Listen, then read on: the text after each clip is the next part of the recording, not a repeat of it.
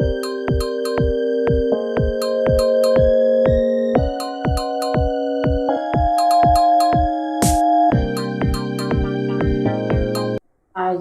Doctor साहब बैठे हुए हैं हमारे बीच। ये किसानों के द्वारा कुछ क्वेश्चन आए हैं पॉली हाउस के बारे में, जिसकी जानकारी हम आज इनसे जानकारी प्राप्त करेंगे। पॉली हाउस तकनीक क्या है, इसके बारे में कुछ बताइए।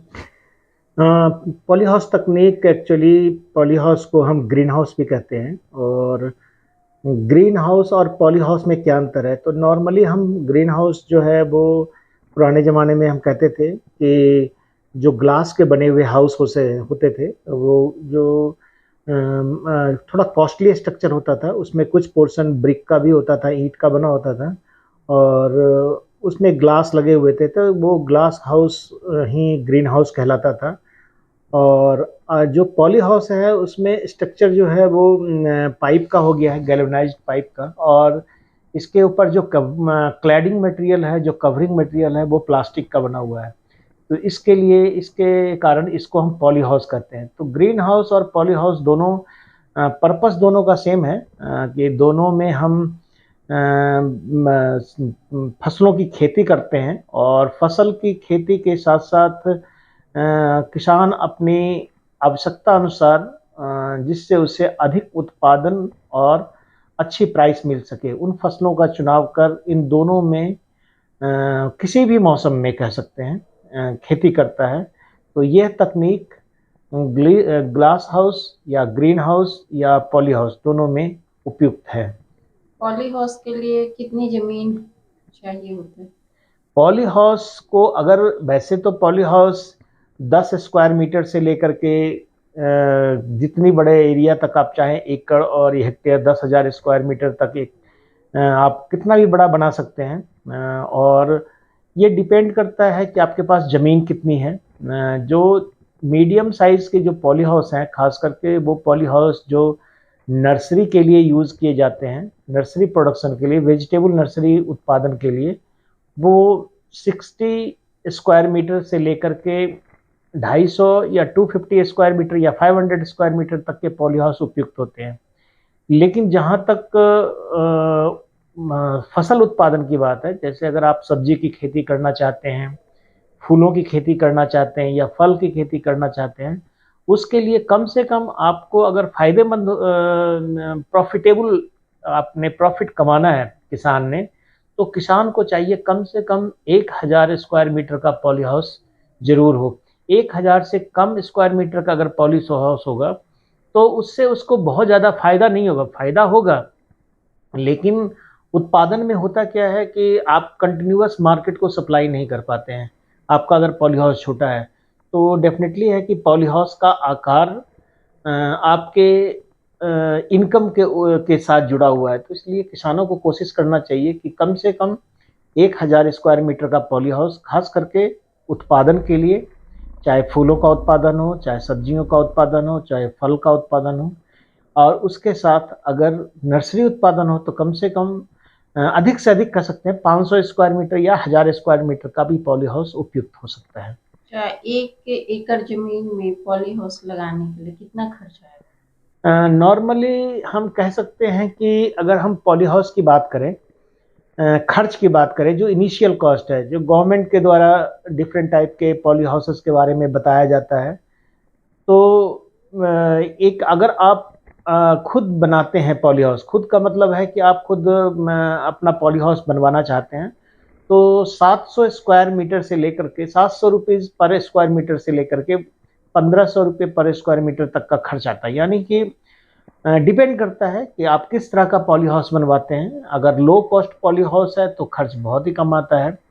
मीडियम कॉस्ट, मीडियम टेक्नोलॉजी वाला है तो उसमें थोड़ा ज़्यादा खर्च आता है। और अगर हाईटेक आप बनवाते हैं तो उसमें 1500 से लेकर 1500 तक में आपको पर स्क्वायर मीटर का खर्चा आता है। यानी अगर बांस के बैम्बू के पॉली हाउस आप बनाते हैं तो पर स्क्वायर मीटर 300-400 रुपया लगता है, जो आपका covering material plus labour cost लगता है, अगर आपके पास बांस अवेलेबल है। और जो लोहे का पॉली हाउस पाइप और का बना होता है, नेचुरली वेंटिलेटेड जो पॉली हाउस है, उसका करीब 700 से लेकर के 1000 पर स्क्वायर मीटर का खर्च आता है।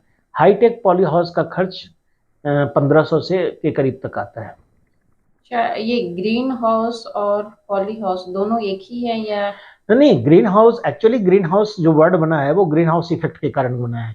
जो हमारे वायुमंडल में है ग्रीन हाउस, एक हम ये नहीं कह सकते हैं कि ग्रीन हाउस जो नाम पड़ा है, जैसे हम कहते हैं कि ग्लास हाउस जो है वो ग्रीन हाउस के का, पहले हम ग्रीन हाउस ही उसको बोलते थे एक बोलचाल की भाषा में। और हमारा वायुमंडल जो है, जिस धरती पे हम रहते हैं, वहाँ ग्रीन हाउस उसके को ग्रीन हाउस ही कहते हैं, क्योंकि इसके अंतर्गत हम खेती, इसके अंदर टेम्परेचर, ह्यूमिडिटी का सब कुछ अलग अलग होता है।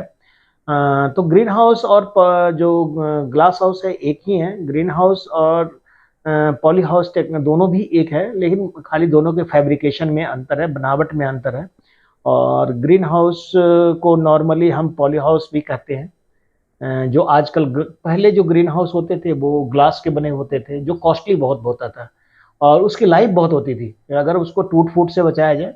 लेकिन आजकल के पॉली हाउस है उसमें सबसे जो जिसकी सबसे ज़्यादा देखभाल करनी होती है वो है आपका प्लास्टिक, जिसमें आग लगने का डर, कट का डर, या पशुओं के द्वारा नुकसान, या खुद भी कई बार नुकसान, आंधी तूफान वगैरह से नुकसान हो जाता है। तो उस कंडीशन में हम कह सकते हैं कि ग्रीन हाउस पॉली हाउस दोनों टेक्नोलॉजी एक ही है। अच्छा, ये पॉली हाउस नर्सरी क्या होता है? पॉली हाउस में मैंने आपको बताया कि नर्सरी हम किस किस चीज़ की उगाते हैं। तीनों चीज़ की उगाते हैं। जैसे हम सब्जी की भी उगाते हैं, हम फूलों को भी उगाते हैं और हम फल के भी उगाते हैं। पॉली हाउस में नर्सरी उगाना, जैसे हम सब्जियों की अगर बात करें तो जितनी भी तरह की सब्जियां हैं जिसकी डायरेक्ट सोइंग नहीं करते हैं, उन सभी की नर्सरी हम पॉली हाउस में उगा सकते हैं। जैसे टमाटर है, बैंगन है, शिमला मिर्च है, हरी मिर्च है, फूल गोभी है, बंद गोभी है, गांठ गोभी है, ब्रोकली है। इस तरह के बहुत सारे वेजिटेबल हैं, लेट्यूस है, पार्सले है, सिलेरी है, जो मतलब जुकीनी है, समर स्क्वाश है, या कद्दू वर्गीय जितनी भी सब्जियां हैं उन सब की नर्सरी हम पॉली हाउस में उगाते हैं। उसी तरह से जो फूल वाले पौधे हैं, जैसे खासकर जरबेरा है, कार्नेशन है, या और भी रोजेज है, उनके जो पौधे हम तैयार करते हैं वो ग्रीन हाउस में ही करते हैं। और फूल वाले पौधे खास करके आपने देखा सुना होगा कि बहुत सारे आजकल लोग जैसे केला का प्लांट लगा रखा है लोगों ने, केला का नर्सरी तैयार करते हैं। जो रूट, जो टिश्यू कल्चर से नर्सरी तैयार होता है उसको उसके जो लास्ट में जो उसकी ग्रोइंग करवाई जाती है, जो उसका प्रॉपर, ताकि उसको बाद में जाकर के खेतों में लगाया जा सके। तो वो जो नर्सरी हम ग्रो करते हैं लास्ट में जो लैब से लैंड तक आता है, यानी लैब से लेकर के पॉली हाउस तक आता है, जिसके अंदर उसका प्रॉपर ग्रोथ होने दिया जाता है ताकि वो हार्डनिंग भी हो जाए, तो हम पॉली हाउस को ही यूज़ करते हैं। तो नर्सरी उगाने के लिए तो ग्रीन हाउस या पॉली हाउस बहुत ही फायदेमंद है। दूसरा है इसके अंदर का टेम्परेचर, ह्यूमिडिटी और लाइट, तीन चीज़ें इतना फेवरेबल होता है कि नर्सरी ग्रो करना सबसे आसान काम है। नर्सरी अगर उत्पादन करता है किसान तो इसमें सबसे ज़्यादा फायदा है। बहुत कम समय में किसान जो है बहुत ज़्यादा फायदा कमा सकता है, खास करके पॉली हाउस नर्सरी तकनीक में।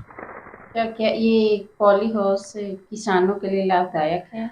किसानों के लिए पॉली हाउस लाभदायक जरूर है। जैसे आप अगर सपोज देख लीजिए, अगर मान लिया जाए कि हम किसी समय हम कहते हैं कि खास करके अगर जाड़े के समय से, मतलब बरसात के समय से लेकर के हम किसी एक फसल का उदाहरण लेते हैं कि अगर टमाटर है जो बरसात में बहुत कॉस्टली हो जाता है, 50 रुपये किलो से लेकर के अगर सर्दी जाते जाते तक 100 रुपये किलो तक करीब हो जाता है। उस कंडीशन में पॉली हाउस बाहर में टमाटर नहीं होता है।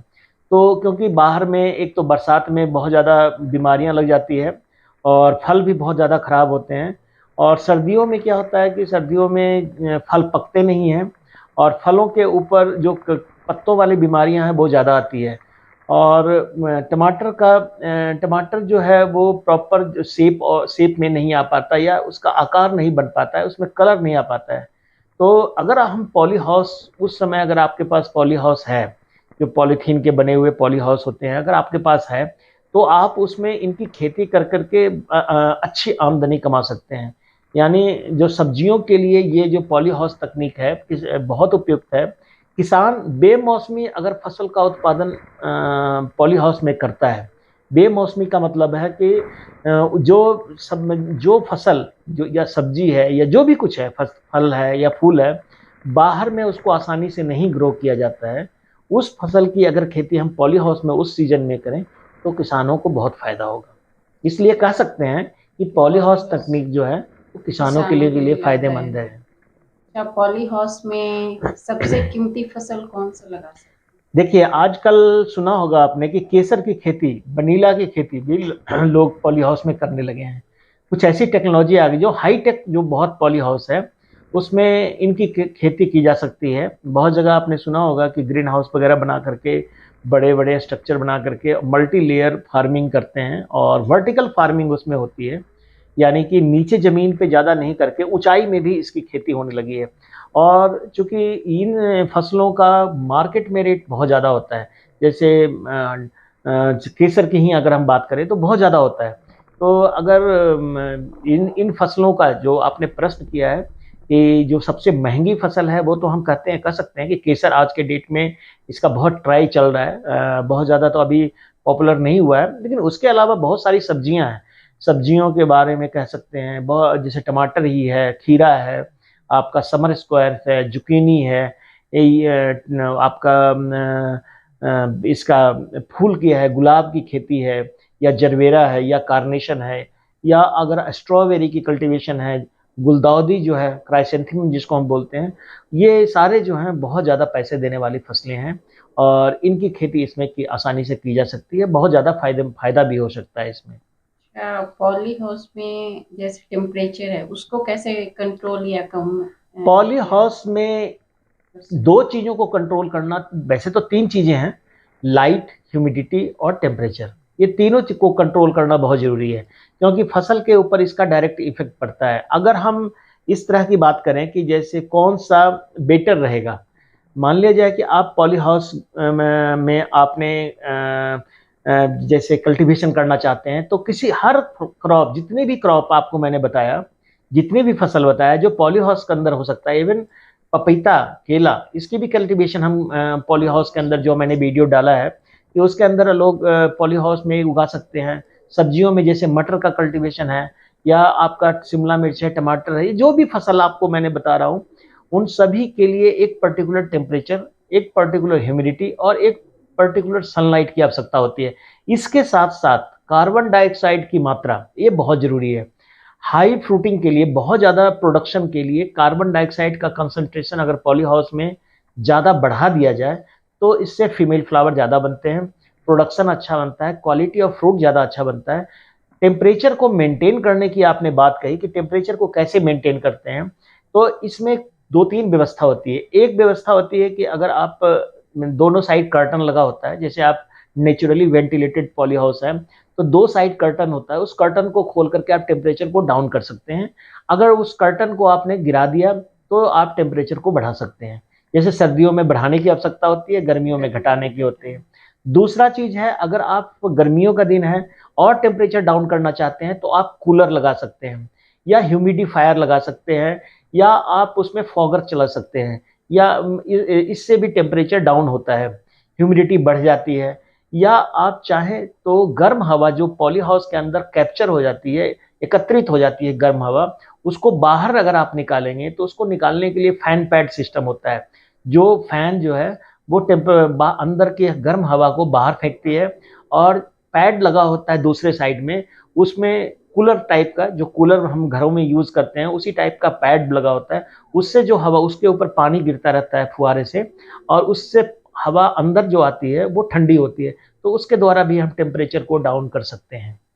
अच्छा, अभी आपने पर कुछ देर पहले बताया पॉली हाउस और ग्रीन हाउस के अंतर के बाद, जी अब जी। नेट हाउस क्या हाँ, है? नेट हाउस पॉली हाउस का ही एक बदलता हुआ रूप है। बहुत सारी चीज़ों की खेती जो है नेट हाउस में की जाती है। नेट हाउस नेट बनाने हाउस और और पॉली पॉली हाउस हाउस में में क्या अंतर अंतर है? हाँ। नेट हाउस, पॉली हाउस में टेम्परेचर को हम जैसे कंट्रोल करते हैं, लाइट को कंट्रोल करते हैं, ह्यूमिडिटी को कंट्रोल करते हैं, इकट्ठा भी कर सकते हैं, एकत्रित कार्बन डाइऑक्साइड की मात्रा को भी बढ़ा सकते हैं। लेकिन नेट हाउस में हम सिर्फ लाइट को ही कम कर सकते हैं। टेम्परेचर हमारा बहुत ज़्यादा कंट्रोल तभी होता है क्योंकि लाइट अगर कम अंदर आएगी, क्योंकि नेट हाउस नेट का बना होता है, ग्रीन कलर का या black colour, mostly green colour का नेट हाउस यूज होता है। और उसमें कहा जाता है कि उसमें लिखा होता है 40 मेस की जो ग्रीन हाउस है, अरे क्या नाम है, सेड नेट्स हैं।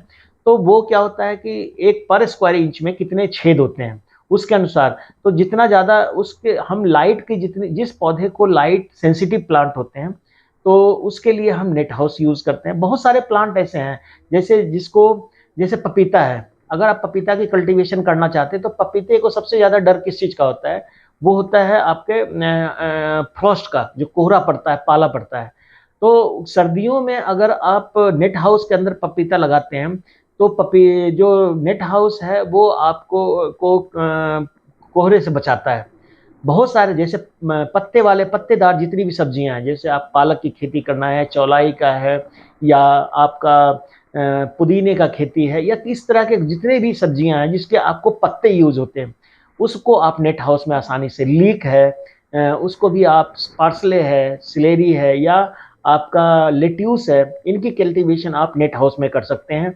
नेट हाउस में भी कुछ हद तक कीड़े बीमारियों का रोकथाम जरूर होता है, लेकिन इसके अंदर इसका खर्च भी कम आता है। इसके नेट अंदर हाउस में कुछ फ्रूट लगा सकते हैं जो चिड़ियों से हाँ, चिड़िया से बचाने के लिए बहुत सारे जो ऐसे नेट हाउस में, जैसे स्ट्रॉबेरी आपने लगाया है, तो स्ट्रॉबेरी को जो चिड़िया को, जैसे मान लिया नेट हाउस में, मैंने आपको एक वीडियो डाला था कि ब्लूबेरी के बारे में, कि अगर ब्लूबेरी की कल्टीवेशन आप करना चाहते हैं तो आपको पॉली हाउस की आवश्यकता नहीं है, आपको उसके लिए नेट हाउस की आवश्यकता है। नेट हाउस कम खर्चीला होता है, ड्यूरेबल होता है, कॉस्ट इसका जो मटेरियल होता है वो सस्ता होता है, और इसकी लाइफ भी ठीक ठीक होती है, 5-6 साल तक, एक बार नेट जो है वो 5-6 साल तक चलता है।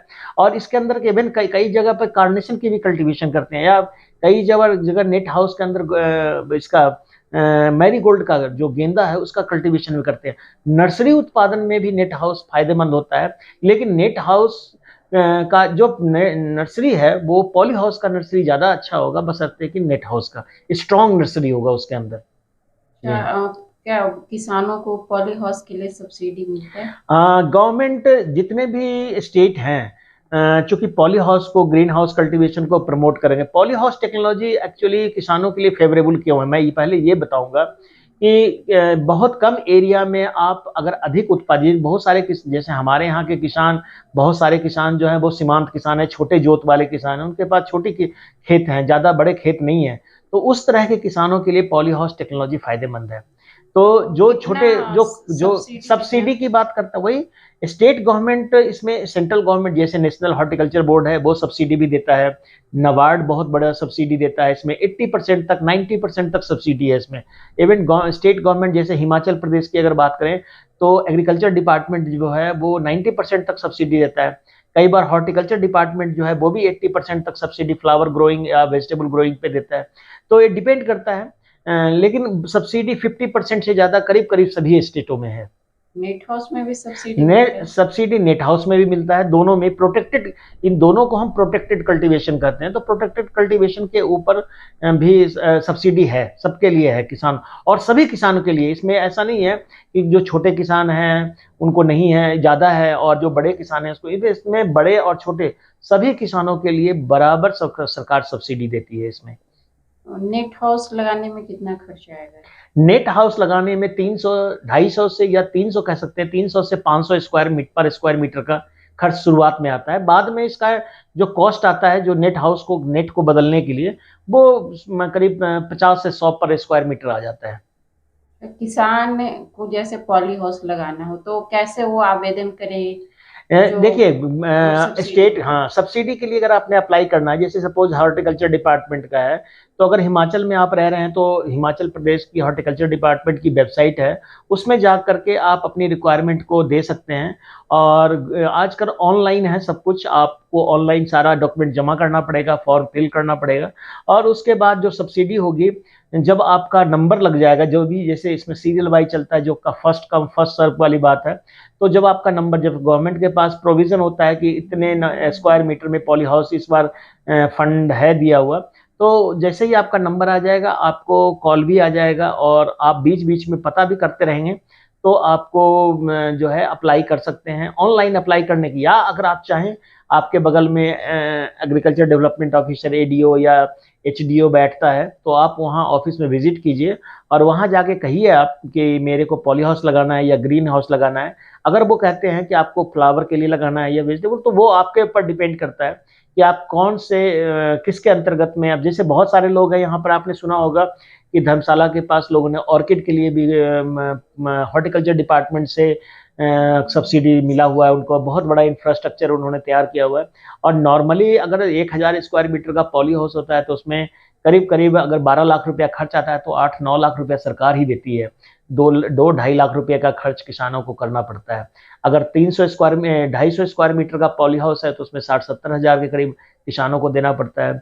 उसी तरह 500 स्क्वायर मीटर का पॉली हाउस अगर है तो उसमें काफी कम खर्च पड़ता है, 7 लाख के करीब में बन जाता है। तो आप समझ लीजिए कि 5.5-6 लाख रुपया के करीब आपको सरकार देती है, बाकी आपको खर्च करना पड़ता है। ये तो आप हिमाचल के बारे में, बाकी स्टेट में भी 50% से ज्यादा तो सभी, हमें जहां तक पता है कि प्रोटेक्टेड कल्टीवेशन के ऊपर सभी स्टेट में सब्सिडी है। उत्तराखंड में जो भी हिली स्टेट है, उसके अलावा प्लेन में, राजस्थान में भी है, वहां भी प्रोटेक्टेड। आपको एक बार हॉर्टिकल्चर डिपार्टमेंट या एग्रीकल्चर डिपार्टमेंट जरूर जाना होगा, आपके नजदीकी जो हॉर्टिकल्चर, और या आप ऑनलाइन भी आप इसके प्रश्न अपने स्टेट के जो horticulture department director of agriculture है, डायरेक्टर ऑफ हॉर्टिकल्चर है, उनसे आप बात कर सकते हैं कि मेरे पॉली हाउस लगवाना है, अब मेरे को कितना खर्च आएगा और क्या मेरा नंबर लग सकता है कि नहीं लग सकता है। ये पॉली हाउस में जैसे कोई टमाटर लगाना चाहिए, हाँ हाँ, तो कब लगा सकते हैं? टमाटर लगाने के लिए देखिए, मैं तो वही बोला ना कि टमाटर through out the year cultivation होता है, लेकिन बरसात और सर्दियों में टमाटर थोड़ा मुश्किल होता है उगाना, क्योंकि फ्रॉस्ट के प्रति टमाटर बहुत ज़्यादा सेंसिटिव क्रॉप है। फ्रॉस्ट जहाँ पाला गिरता है तो टमाटर मर जाते हैं, और बरसात के अंदर ओपन में अगर आप लगाते हैं और जल जमाव ज़्यादा होता है तो बीमारियां ज़्यादा लग जाती है। घास का जो है मतलब खरपतवार जो होता है उसको कंट्रोल करना मुश्किल हो जाता है, और बीमारियों का कई सारे जो लीफ वाली बीमारियां हैं, खास करके लीफ का डिजीज है, वो बहुत ज़्यादा मुश्किल कंट्रोल का होता है। उसके अलावा वाइट फ्लाइज और थ्रिप्स, इस टाइप के जो प्रॉब्लम है वो ज़्यादा बढ़ जाते हैं। तो किसानों को अगर टमाटर लगाना है तो जून का महीना सबसे बेस्ट है। मई जून के महीने में आप टमाटर की प्लांटिंग कर दिए ताकि जुलाई से आपको फ्रूट मिलना शुरू हो जाए। और कम से कम ये 9 महीने की क्रॉप है, तो टमाटर आप लगा करके अच्छा इनकम 8 से 9 महीने, यानी आप फरवरी मार्च तक आप अच्छा इनकम कमा। ध्यान ये रखना है कि अगर आपका पास छोटा पॉली हाउस है, सपोज 250 स्क्वायर मीटर या 500 स्क्वायर मीटर का पॉली हाउस है, जिसकी हाइट जितनी होती है उसके अनुसार वेराइटी का सिलेक्शन जरूर करें। लंबी वाली वेराइटी अगर 1000 स्क्वायर मीटर है जिसकी हाइट 20 फीट तक जाती है, उस कंडीशन में आप लॉन्ग जो इनडिटर्मिनेट वेराइटी होती है, जो लगातार लंबी बढ़वार वाली होती है, उसको लगाएं। लेकिन अगर छोटे हाइट वाली पॉली हाउस है उसमें आप सेमी इनडिटर्मिनेट और या आप डिटर्मिनेट टाइप की वेराइटी का सिलेक्शन करें। और टमाटर का हो गया, फिर खीरा, खीरा कब लगाया जा सकता है? खीरा जो है वो 4 महीने की पॉली हाउस में क्रॉप है। कोई भी आप वेराइटी ले लेंगे, चाहे क्यान हो, आईसीटीस हो, या जितने भी तरह की वेराइटी है आपकी खीरा का, जो गाइनोसियस खीरा खास करके, जिसमें बीज रहित होता है और जिसमें 100% पॉलिनेशन की आवश्यकता नहीं होती है फ्रूट सेटिंग के लिए, उस कंडीशन में हम कह सकते हैं कि अगर आप चाहो तो पूरे साल खीरा का कल्टीवेशन कर सकते हो। लेकिन क्योंकि खीरा ओपन में भी होता है तब भी उसका रेट रहता है, बाहर होता है तब भी अंदर होता है तब भी रहता है। तो आपको अगर 25-30 रुपए से ज्यादा का रेट अगर खीरा का मिल रहा है तो मेरे समझ से आप थ्रू आउट द सीजन आप इसको लगा सकते हैं। जैसे अगर आप जनवरी से शुरू करें, अक्टूबर नवंबर में आप लगाएं तो वो जनवरी तक, फरवरी तक चलेगा। फिर फरवरी में लगाएं तो वो अप्रैल मई जून तक चलेगा। जो जून जुलाई में लगाएंगे तो वो अक्टूबर नवंबर। तो एक साल में 3 क्रॉप आप खीरा का आसानी से, अगर आप चाहें तो 4 क्रॉप भी आप ले सकते हैं, अगर आपको लगता है कि जल्दी जल्दी उसकी हार्वेस्टिंग, ताकि आप अगर रिले क्रॉपिंग एक तरह से, कि जो हमारी पौध खत्म होने वाली है, क्योंकि 8 से 10 तुड़ाई होती है उसमें, 8 से 10 तुड़ाई के लगभग में जाते जाते आपको नर्सरी इसकी तैयार रहनी चाहिए। जैसे ही पौधा खत्म हो तो अगेन आप नई प्लांटिंग कर सकें। क्या मटर भी लगाते हैं पॉली हाउस में? तो बाहर और अंदर दोनों एक ही समय लगता है? मटर सर्दियों में, नॉर्मली सर्दियों में इसकी खेती होती है, और दोनों में मटर को हम कह सकते हैं कि हम दोनों कंडीशन में हम वो पॉली हाउस में जो लगाते हैं मटर, या बाहर लगाते हैं, मटर की पहली जो बिजाई जो होती है बाहर में वो जून जुलाई में शुरू हो जाती है, यानी अगेती मटर जिसको कहते हैं। और पछेती मटर जो है मटर के, उसके बाद आपको दिसंबर तक इसकी बुआई चलती है जो बाहर में लगाते हैं। सर्दियों पॉली हाउस में जो मटर लगाते हैं वो नॉर्मली हमको अक्टूबर में लगाना चाहिए। और चूंकि इसकी फली का आकार बड़ा हो जाता है, फली की तुड़ाई बहुत ज़्यादा हो जाती है, जैसे बाहर वाले मटर को हम 1 या 2 तुड़ाई ही कर पाते हैं, जबकि बाहर वाले मटर, अंदर वाले मटर को हम जो है मटर को हम कम से कम 7 से 8 या 10 तुड़ाई तक हम कर सकते हैं। तो डिपेंड करता है, इसको स्टेकिंग वगैरह करना पड़ता है, प्रोडक्शन कई गुना ज़्यादा होता है। और जो प्लांट है वो अधिक दिनों तक चलता है। करीब अगर बाहर का मटर आपको 60 दिन में खत्म, 60-70 दिन में खत्म हो जाता है, वो तो 120 दिन तक चली, करीब 4 महीने तक मटर की फसल चलती है पॉली हाउस के अंदर। और पॉली हाउस में और कौन कौन सी सब्जियां? पॉली हाउस में सारी सब्जियां आप लगा सकते हैं, जैसे टमाटर है, बैंगन है, शिमला मिर्च है, हरी मिर्च है, ब्रोकली है, उसके बाद जुकीनी है, समर स्क्वैश है, राम तोरी है, इवन आप करेला भी लगा सकते हैं, गाइनोसिस करेला भी आ गया है आजकल। और उसके अलावा जितने भी एग्जॉटिक वेजिटेबल है, ब्रोकली है, ब्रुसेल्स स्प्राउट है, लेट्यूस है, पार्सनिप है, सिलेरी है, जुकीनी है, बहुत सारे वेजिटेबल को आप अंदर पॉली हाउस के अंदर लगा सकते हैं। इवन आप पालक, धनिया, मेथी, सरसों भी लगा सकते हैं। कई बार जगह पे लोग मूली भी लगाते हैं, कई लोग जगह पे गाजर भी लगाया जाता है ऑफ सीजन में। उसके अलावा इसके अंदर हरी मिर्च भी हम लगाते हैं। कई जगह पर इसमें अदरक भी लगाया जाता है। अदरक का कल्टीवेशन पॉली हाउस के अंदर बहुत बढ़िया होता है। क्या ये पॉली हाउस की दिशा का भी कोई? पॉली हाउस देखिए, अगर पहले ध्यान, 2 तरह का चीजें हैं।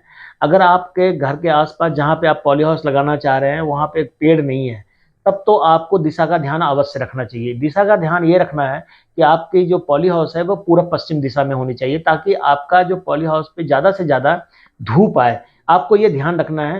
वैसे पॉली हाउस के अंदर किधर से धूप आ रही है उसका फर्क नहीं पड़ता है, क्योंकि इसका जो कवरिंग मटेरियल होता है, जो पॉलीथीन होता है, उसमें आपकी छाया नहीं बनती है। जो उसका एक विशेषता होता है कि अगर आप पॉली हाउस के अंदर खड़े हो जाएंगे तो आपकी कोई छाया नहीं बनेगी। तो सभी पौधे जो पॉली हाउस के अंदर होते हैं वो सभी को एक समान धूप मिलता है। तो ये तो एक बात ये है। लेकिन दूसरा ध्यान ये रखना है कि जिधर से तेज हवा चलने, जैसे 90% किसानों को पता होता है कि मेरे एरिया में सबसे तेज हवा जब चलती है, खास करके अप्रैल, मई, जून के महीने में, तो किधर से आती है। तो वो उस दिशा को ध्यान में रख करके ही पॉली हाउस बनवाना चाहिए। अगर आपके पास जमीन ज़्यादा, मजबूरी अगर आपकी है तो अलग बात है, लेकिन कोशिश है कि आपको उसी दिशा में बनाना चाहिए जिधर से धूप ज़्यादा समय तक आए और जिधर में आपको हवा तेज से आपके पॉली हाउस का नुकसान ना हो। आजकल हींग की खेती क्या पॉली हाउस में? हींग की खेती पॉली हाउस में कर सकते हैं, छोटे पौधे होते हैं। हींग की खेती के लिए आजकल चला हुआ है, इसके ऊपर भी कई सारे ट्रायल, लोग इसको करने की कोशिश कर रहे हैं। हींग की खेती, कल्टीवेशन भी पॉली हाउस के अंदर की जा सकती है जहां तक है। और सुरंग ग्रीन हाउस क्या है? सुरंग का मतलब टनल बोलते हैं। ये गोलाकार होता है, ये आम पॉली हाउस से अलग होता है। और सुरंग की लंबाई बहुत ज्यादा हो सकती है, 10 मीटर, 15 मीटर से लेकर के 50 मीटर तक भी लोग सुरंग बनाते हैं। सुरंग में नर्सरी उत्पादन ठीक होता है। अगर नर्सरी, आप वेजिटेबल की नर्सरी या किसी भी फ्रूट प्लांट की नर्सरी या फ्लावर की नर्सरी आप उगाना चाहते हैं, उसके लिए सुरंग कम कॉस्टली होता है और इसका वातावरण का बहुत ज़्यादा असर नहीं होता है, जैसे तेज हवा का ज़्यादा इस पर असर नहीं होता है। और इसको डिटैचेबल भी होता है। अगर आप चाहें तो इस साल यहाँ, अगले बार उसके उखाड़ करके कहीं दूसरी जगह पे भी आप शिफ्ट कर सकते हैं। सुरंग पॉली हाउस जो होता है वो परमानेंट स्ट्रक्चर नहीं होता है। ये जो छोटे, अगर डिटैचेबल, आपने देखा होगा कि छोटे आकार का पॉली एक होता है नर्सरी ग्रो करने के लिए, जिसको हम लो टनल भी बोलते हैं। लो टनल टाइप का होता है, जो जगह शिफ्ट उठा करके हम शिफ्ट कर सकते हैं। और इसमें नर्सरी हम खास करके वेजिटेबल को ग्रो करते हैं। हाइट इसकी इतनी होती है जितना आदमी का होता है, 6 से 8 फीट के करीब इसकी हाइट होती है। बाकी ये गोलाकार शेप में होता है और इसमें टेम्परेचर, लेकिन मैंने देखा है कि 10 मीटर से 12 मीटर तक का जो लो टनल है वो ज़्यादा फायदेमंद है। उससे ज़्यादा लंबा होने के बाद लो टनल में बीच में जो गर्म हवा फंस जाती है उसको निकालना मुश्किल होता है और वहाँ पे उत्पादन में फर्क पड़ जाता है। पॉली हाउस में सबसे कीमती फसल कौन सी लगानी चाहिए? मैं तो बताया आपको, केसर लगाना चाहिए। उसके अलावा जो भी सब्जी है वो भी लगा सकते हैं। क्या सब जगह हो जाएगा? नहीं, अभी टेम्परेचर का तो नहीं, सब जगह तो नहीं होगा, लेकिन क्योंकि मैं इसके अगर हाईटेक, एक्सट्रीम हाईटेक, जो अल्ट्रा हाईटेक पॉली हाउस है, उसी के अंदर इसको कर सकते हैं, क्योंकि इसका एक टेम्परेचर रिक्वायरमेंट है, वो तो टेम्परेचर ये रिक्वायरमेंट क्या इसको चाहिए। सारे स्टेट में? सारे स्टेट में नहीं, खास करके जम्मू कश्मीर, कुछ हिमाचल में भी इसका ट्रायल चला हुआ है। अभी कह नहीं सकते हैं कि ये कितना सक्सेसफुल है, लेकिन इसका ट्रायल चला हुआ है। हाईटेक पॉली हाउस अगर आपका है, काफ़ी हाईटेक, जिसमें टेम्परेचर को हम 0 डिग्री तक अगर हम मेंटेन कर सकते हैं, इस तरह का पॉली हाउस, तो फिर उसके बाद उसमें केसर की खेती हम कर सकते हैं। आज पॉली हाउस के बारे में डॉक्टर BN सिन्हा ने हमें अच्छी जानकारी दी, इसके लिए धन्यवाद। धन्यवाद किसान भाइयों। मैं किसान भाइयों ये कहना चाहूँगा कि पॉली हाउस से संबंधित अगर कोई भी प्रश्न है तो मुझे आप कॉल कर सकते हैं। मेरा नंबर है 9418494333, और मैं पॉली हाउस के बारे में मैं विस्तृत, मेरे और भी वीडियो आप देख सकते हैं, जिसमें हम केला उत्पादन, उसके बाद खास करके पपीता उत्पादन, या विभिन्न प्रकार के और भी सब्जियों की खेती के बारे में मैंने विस्तार रूप से बताया है। और इवन करेला उत्पादन के बारे में भी मैंने बताया है कि अगर करेले की खेती करना चाहते हैं पॉली हाउस में तो कैसे करें। तो किसान भाइयों, आज पॉली हाउस तकनीक के बारे में आपने जानकारी हासिल की और आपके प्रश्नों का जवाब मैंने दिया। तो अगर और भी कोई प्रश्न है तो आप मुझसे पूछ सकते हैं।